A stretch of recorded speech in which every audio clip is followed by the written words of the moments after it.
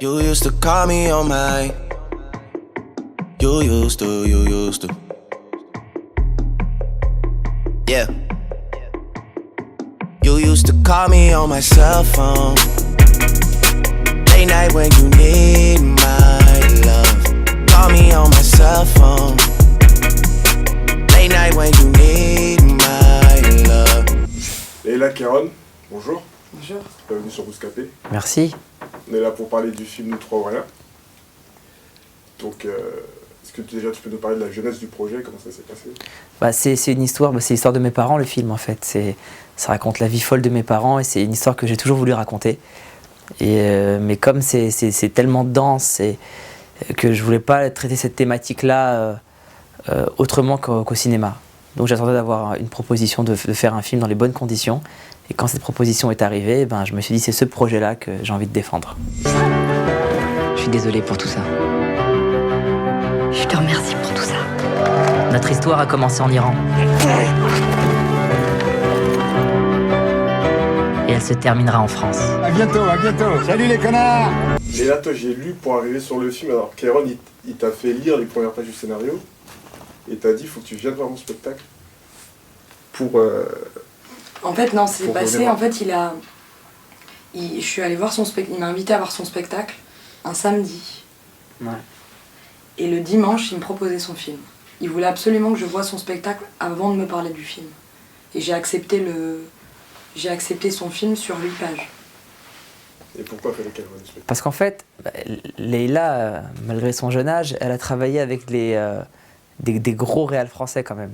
Des gros réals. Et du coup, quand un mec qui a jamais rien réalisé et qui a joué dans un film dans sa vie et pendant 3 minutes, tu vois, il vient lui proposer premier rôle de son film, je me mets à sa place et je me dis c'est compliqué d'accepter, c'est compliqué de voir où veut en venir le mec et je savais qu'en voyant le spectacle, elle verrait, parce que le spectacle je l'ai écrit, je l'ai mis en scène et je joue dedans, il y a beaucoup d'impro. Et elle verrait, même si le spectacle n'a rien à voir avec le film, il y a quand même une finesse que je trouve est dans les deux, et elle verrait où je veux en venir, et que ça la rassurait, qu'elle comprendrait plus facilement, et qu'elle me ferait confiance plus facilement. Et ça a payé parce que le lendemain, sur 4 pages, elle accepte le film, alors que c'est un truc qu'elle fait jamais, donc ça a été un pari payant. Je parlais comme un comme un joueur de foot. Ouais. Voilà, donc on a pris les 3 points, c'était vraiment important. Et... Quand on voit ce que font les personnages, en fait, ils sont tellement animés par leur cause, et ce qu'ils font pour aller jusqu'au bout de ce dont ils croient. Est-ce que vous, il y a des causes comme ça qui vous portent tellement que vous pourriez faire n'importe quoi pour aller jusqu'au bout? J'aurais pas la prétention de me comparer aux parents de Kéron parce que c'est une histoire vraie. Après, je pense que pour ma famille, je pourrais aller au bout de tout. Ça, en tout cas, j'en suis sûre. Ouais. On parle... En fait, ouais, avant que tu dises ça, j'allais répondre normalement, mais tu as raison. On parle quand même de gens qui ont été plusieurs années en prison pour leur... Il y a des causes qui, bien sûr, qui nous touchent et pour lesquelles je me bats sans... quelquefois, c'est bien de médiatiser son combat, Ouais. parce que les associations, pour ramener des sous, et en même temps, j'aime bien aussi faire les choses sans étaler... et de dire Ouais, regardez c'est ce que je fais, des fois ça peut me déranger. Moi je sais que j'ai pas le millième du courage de mes parents, vraiment. Et si demain on était en dictature et que je sais pas, on me proposait un poste de ministre, on menaçait ma famille, je sais pas comment je réagirais. Honnêtement je sais pas. Qui peut dire moi je tiendrai debout jusqu'à la fin? Je pense que même mes parents ils savaient pas qu'ils le feraient. Et faut être en situation, donc si un dictateur veut commencer le travail, pour qu'on voit tous si on a la hauteur. Je vois pas comment on pourrait savoir sinon. Je peux pas répondre à cette question. C'est la première fois qu'on me pose cette question depuis le début. On a dû faire 700 interviews. C'est la première fois, donc bravo déjà. Mais c'est vrai que j'ai pas la réponse. Ce serait tellement prétentieux de dire moi pour telle cause, oui, je résisterai à tout, je fuirais mon pays d'origine, on mourrait les uns après les autres et on resterait droit et on continuerait, on lâcherait pas l'affaire. Et on nous proposerait des postes incroyables, de l'argent, mais nous, non, on vivrait dans des caves, mais on serait en clandestinité, mais on serait debout. C'est parce que cette histoire est folle, justement, que cette question, du coup, et on ne peut pas y répondre que ce film méritait un film. Vous êtes tous les deux issus de milieux populaires en fait. Vous êtes arrivés dans le cinéma, c'est un peu comme... Enfin moi j'ai vu ça un peu comme le voyage que font tes parents d'Iran pour arriver en France. Et vous êtes arrivés un peu en terrain inconnu aussi. Et comment ça s'est passé? Le chemin il a été difficile pour vous aussi parce que vous n'étiez pas des fils d'eux ou... Moi il a quand même été... j'ai eu beaucoup de chance parce que moi j'ai passé... Mon premier casting c'était pour Chétan et j'y suis vraiment allée en me disant tiens c'est comment un casting? Je vais pouvoir raconter à mes copines comme ça, comment c'est un casting. Parce que j'avais l'image d'un casting, pour moi il y avait une limousine blanche avec un producteur avec un chapeau et un costume blanc et un cigare. Et je me disais, et non, en fait, t'es dans une petite pièce, une petite caméra. Du coup, j'y suis vraiment allée comme ça, et ça a marché. Et après, j'ai enchaîné, j'ai rencontré un agent, mais en même temps, ce qui était assez... Enfin, pour moi, c'est un signe, et j'ai signé mon premier contrat avec ma famille. À ce moment-là, j'avais pas d'agent. Et je trouve ça chouette d'avoir commencé avec eux. Clair. Et du coup, après, il y a ce métier, il est hyper violent parce que ça repose sur le désir de l'autre. Donc du coup, faut faire attention, faut pas... moi, j'y crois pas, on crée pas le désir en se montrant tout le temps, en racontant nos vies, faut toujours faire attention à tout ça et puis à faire les bons choix mais en même temps je le vis comme je sais que ça peut partir aussi vite que ça arrivait. Ouais. C'est-à-dire à chaque fois que je fais un film je me dis que c'est peut-être le dernier. Alors c'est pas du tout pessimiste ou j'arrive pas avec le bourdon sur un tournage mais je me dis que il faut pas que ce soit acquis mais c'est comme tout. C'est comme pour le couple, c'est comme pour la famille, c'est comme pour les amis. Faut huiler les relations. Et et en même temps, tu sais, il y a des... On parlait des... Tu disais, vous n'êtes pas fils d'eux. Moi, j'en connais des fils d'eux où ça a été peut-être même plus difficile parce qu'il faut se détacher d'un père qui a eu un succès, d'une mère qui a eu un... Donc, je pense que dans tous les cas, après, il faut le faire avec... Quel que soit le métier que tu fais, il faut le faire avec intégrité. Moi, je le respecte, ce métier. Et c'est pour ça que je veux le faire bien et que je vais être investie quand on me donne la chance de pouvoir interpréter un rôle que j'aime. Mais j'ai aussi ma vie à moi qui est aussi importante. Donc il faut... Ouais, c'est tout ça qu'il faut gérer, quoi. Moi, ça a été plus... Le gros travail, il a été pour vivre de ma passion, plus que d'accéder au cinéma. Il y a vraiment un palier entre... Parce que j'étais humoriste, les gens ne savent pas, mais à l'époque, quand je faisais Jamel Comedy Club, après l'émission, moi j'allais bosser à l'hôtel.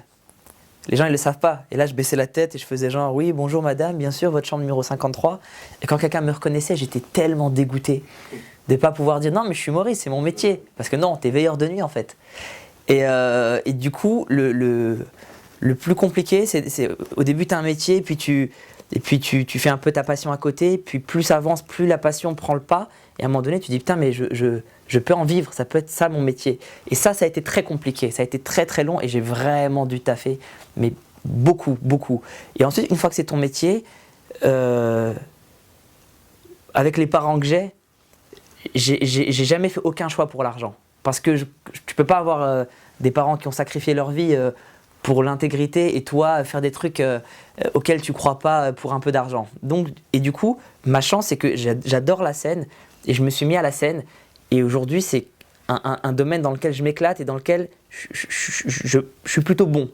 Et c'est ça mon métier. Et tout ce que je fais à côté, c'est des cannes à pêche. J'ai envie de faire un film, j'ai lancé cette canne à pêche là.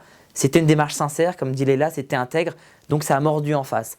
Si demain j'ai envie de faire un livre de cuisine et que j'y crois à fond, je pense que j'aurai les moyens de le faire. C'est ça, mon plus grand luxe aujourd'hui, c'est ça. C'est d'être tellement bien dans mon métier que je peux lancer des cannes à pêche à côté et tenter d'autres trucs et que les gens font confiance. Mais pour vivre de cette passion, ça a été une tannée. Ça a été très dur. Ouais. Donc ça veut dire pour toi, le fait d'avoir réalisé ce film et de jouer dedans, c'est pas une fin en soi, quoi. Ça veut dire que c'est peut-être l'unique film que tu vas faire et que tu vas retourner dans... C'est possible. C'est possible. Après, ça m'a donné envie de faire du cinéma. Et le fait d'avoir écrit, ça m'a donné envie d'écrire des scénarios. Le fait d'avoir joué, ça m'a donné envie de jouer. Le fait d'avoir réalisé, ça m'a donné envie de réaliser. Mais j'ai la scène, j'ai tellement de choses que j'ai envie de faire et une journée ne dure que 24 heures. Donc, honnêtement, Léa peut vous le dire, là, je suis concentré sur le film jusqu'à la sortie. J'ai aucune idée de ce que je vais faire après. J'ai aucune idée.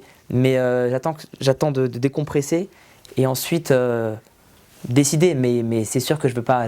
Non, ce sera pas le seul film que je réaliserai, c'est sûr. Le film, il repose beaucoup sur la solidarité qu'il y a entre les deux personnages. Ils s'entraident en fait pendant tout le film. Vous deux, vous avez une complicité en fait qui saute aux yeux quand on regarde le film.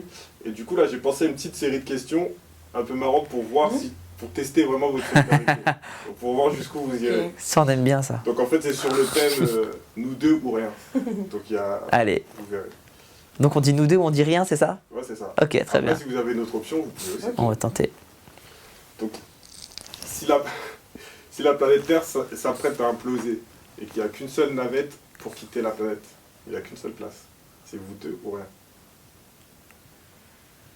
Attends. Attends, La planète Terre, nos autres amis, on les calcule pas, donc c'est que nous. non, il n'y a que vous deux sur Terre. Ah, on est que nous deux sur Terre. Et il n'y a qu'une Ah bah oui. seule, et il y a qu'une Même seule par navette, égoïsme. une seule place. Comment tu vas galérer toute seule sur ta planète? C'est toi qui vas Tu vas galérer, te faire c'est yesh. Mais non, mais Même sans moi, évidemment. en plus. C'est vrai, mais même ensemble, on va galérer. Je pense que c'est ça le vrai truc. Non, évidemment, nous deux. Michael Jackson est ressuscité pour un unique concert. Il n'y a qu'une seule place. Ah, je te le donne, je te le donne. Ouais.